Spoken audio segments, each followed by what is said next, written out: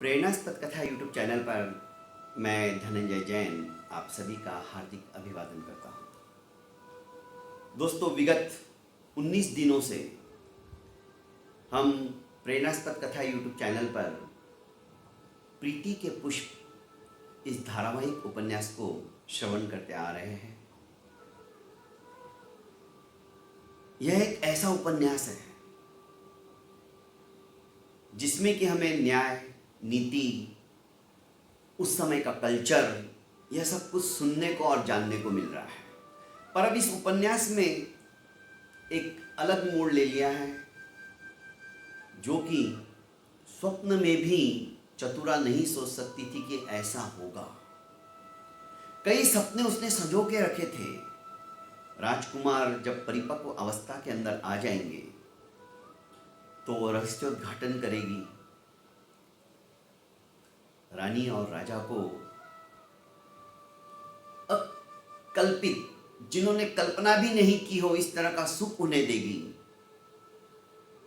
रहस्य से पर्दा हटाएगी। पर प्रेमाचल बसी और इस रहस्य का जो संपूर्ण साक्षीदार था, जो मेन किरदार था, सेवाराम, वो भी चल बसा। और अब जब वो वृद्धा उनके उद्यान के अंदर आती है अतिथि बनकर, और उसने कुमार आलोक, अशोक और अलका के दिमाग में ये बात डाल दी कि सदाबहार फल देने वाले ऐसे वृक्षों के बीज तुम कहीं से लाओगे ढूंढकर, तो शायद इस नगर के अंदर तुम्हारे जैसा उद्यान किसी का नहीं होगा।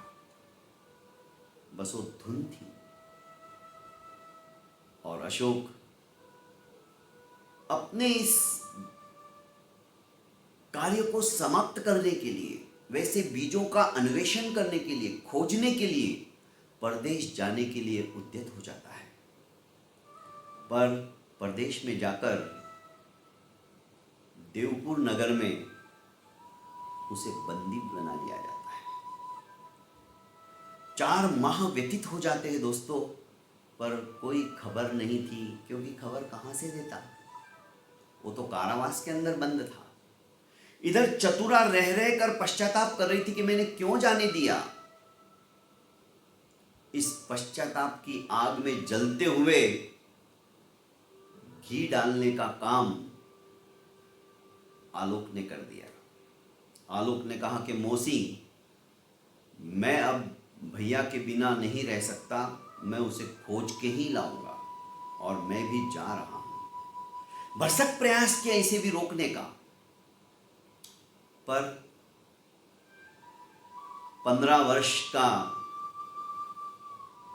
आलोक रुका नहीं। दोस्तों,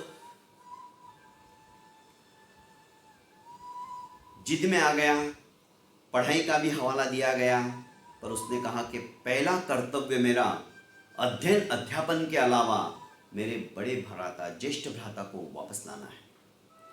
वे कहाँ चले गए, उन्हें मैं खोज के लाऊंगा। आज 4 महीने हो गए। जैसे तैसे चतुरा अपने आप को समझाती है और कुछ स्वर्ण मुद्राएं देकर, कुछ रजत मुद्राएं देकर आलोक को भी विदा करती है।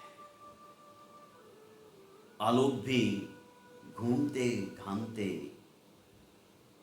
उसी दिशा में जाता है भाग्यवश, क्योंकि उसे ध्यान रहता है कि बड़े भैया उन बीजों को लेने के लिए गए थे। कतिपय लोग सोचते कि कैसे पागल लोग हैं, पहले भी एक आया था 4 महीने पहले, अब ये दूसरा आया है, हम तो इन बीजों को जानते ही नहीं है, हमने देखे भी नहीं है, हाँ सिर्फ सुना था, पर ये अभी तक खोज ही रहे हैं। संसार बड़ा विचित्र होता है दोस्तों।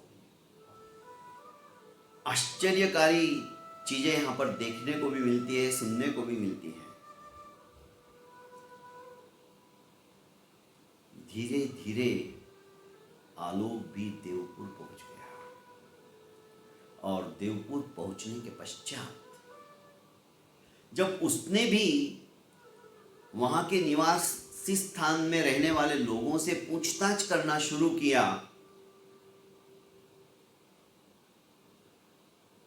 सिपाहियों ने उसे भी संदिग्ध समझकर, कोई गुप्तचर समझकर पकड़ लिया और राजा के सामने प्रस्तुत कर दिया। राजा ने उसे भी पूछा तो उसने भी वही उत्तर दिया, बस नाम में फर्क था। पहला अशोक था, अब ये आलोक। राजा ने उसे भी कहा, तुम माली के पुत्र तो लगते ही नहीं हो। कि नहीं, मैं अपने भैया की खोज में आया हूं, हम माली के ही पुत्र हैं। राजा को एक बार लगा कि ये सच बोल रहा है, पर दूसरे ही क्षण जब तक कि प्रूफ ना हो जाए संदिग्ध दशा बढ़ती चली जाती है। शंका पराकाष्ठा को स्पर्श करने लगती है। राजा ने सोचा ये भी वही बात बोल रहा है, वो भी वही बात बोल रहा है, कहीं यह इनका गुप्त कोड तो नहीं है। यदि ऐसा कुछ हुआ तो हम यही बात कहेंगे। राजा ने उसे भी कारावास के अंदर बंदी बना लिया। दोस्तों, इससे भी गए हुए जब 4-5 महीने हो गए, करीब करीब अब 1 साल होने आया था। पहले 4 महीने, फिर ये 5 महीने, ज्यादा समय नहीं था। और इधर चतुरा चिंतित थी, अलका भी चिंतित थी कि दोनों भाई गए तो वापस आए ही नहीं। जबकि आलोक कह रहा था कि मैं कुछ भी करके उसे ढूंढ के ही लाऊंगा, वो भी गया तो उधर ही गया। दोनों, मौसी और अलका, रोए जा रही थी। इनके दिन नहीं कट रहे थे। आखिर हिम्मत करके अलका ने कहा कि मौसी, अब समय आ गया है कि मैं जाती हूं और उन दोनों को ढूंढ के लाती हूं। इतना कहना ही था कि चतुरा के आंखों से तो गंगा यमुना प्रवाहित होने लगी। उसने कहा, बेटा तू क्या बोल रही है? अरे अभी तू 12 वर्ष की है, तनिक सोच, मेरा क्या होगा? अरे वे पुरुष थे, बड़े कुमार छोटे कुमार, वे दोनों भी कहां होंगे, किस हालात में होंगे, हमें दोनों को पता नहीं है। पर वे पुरुष होते हुए भी वापस नहीं लौटे तो तू कहां भटकेगी? तू तो स्त्री जात है, और अभी तेरी उम्र ही क्या हुई? तेरे तो दूध के होठ भी नहीं सूखे हैं। मैं तुम्हें बिल्कुल नहीं जाने दूंगी। कतिपय दिनों तक अलका मौसी को मनाने का प्रयास करने लगी, पर मौसी टस से मस नहीं हो रही थी। बार बार इसे प्रीति नजर आती थी। आज यदि मैं पहले ही रस्योद्घाटन कर देती तो शायद ये स्थिति नहीं आती। मैंने जिम्मेदारी ली थी कि मैं इन बच्चों को पाल पोस कर बड़ा करूंगी। मैंने राजकाज की जो सेवा का अवसर था मेरा, राजदासी बन के मैं वहां रहती थी, वो भी मैंने छोड़ दिया। पर मैं अपने कर्तव्य के अंदर पूर्ण तरह से सफल नहीं हो पाई। आज बड़े कुमार चले गए, फिर छोटे कुमार चले, अब ये भी चली जाएंगी तो मेरा कौन विश्वास करेगा और मैं कैसे बताऊंगी? मैं तो इनका जीवन ही उद्ध्वंस करने के लिए आई है, ऐसा मुझे लग रहा है। मैंने क्यों इतना कठोर निर्णय ले लिया और इन्हें जाने दिया? पर कुछ कर नहीं सकती थी, आखिर थी तो दासी ना। अलका अंततोगत्वा बोलती है कि मौसी, कुछ भी हो, अब मैं यहां एक पल नहीं रुकूंगी। तुम मुझे नहीं जाने दोगी तो मैं रात को चुपचाप निकल जाऊंगी। ये धमकी मौसी के हृदय को विदीर्ण कर गई।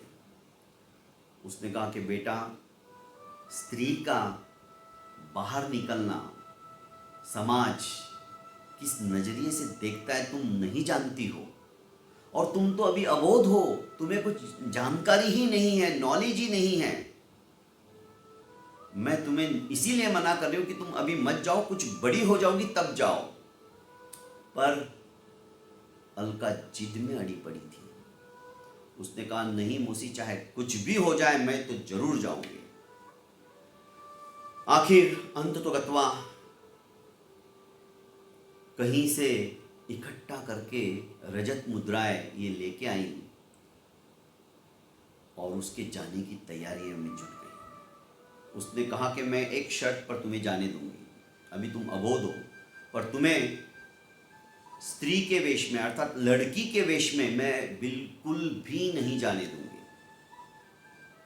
तुम पुरुष का वेश धारण करो, तुम्हारे बाल कटवा देती हूं क्योंकि तुम अभी बच्चे दिखोगे, और लड़की जात रही तो भूखे भेड़िए इस संसार के अंदर भरे पड़े हैं, तुम्हें कब नोच नोच के खा जाएंगे पता भी नहीं चलेगा, और ये रिस्क मैं बिल्कुल नहीं ले सकती।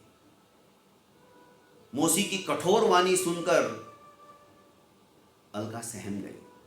उसने कहा, नहीं मौसी, जैसा तुम कह रही हो मैं वैसा ही करूंगी। आखिर अलका की तैयारियां शुरू हो गई। अब अलका क्या अपने दोनों भाइयों को खोज पाएगी? घूमते घूमते क्या अलका देवपुर पहुंचेगी? वहां पर जाकर क्या सचमुच में वो जान पाएंगे कि ये राजा के बंदी बने हुए हैं? बहुत सारे सवाल हमारे मन मस्तिष्क के अंदर उद्भूत होने लगे दोस्तों। सुनने के बाद ही हमें पता चलेगा, पर सचमुच में ये कहानी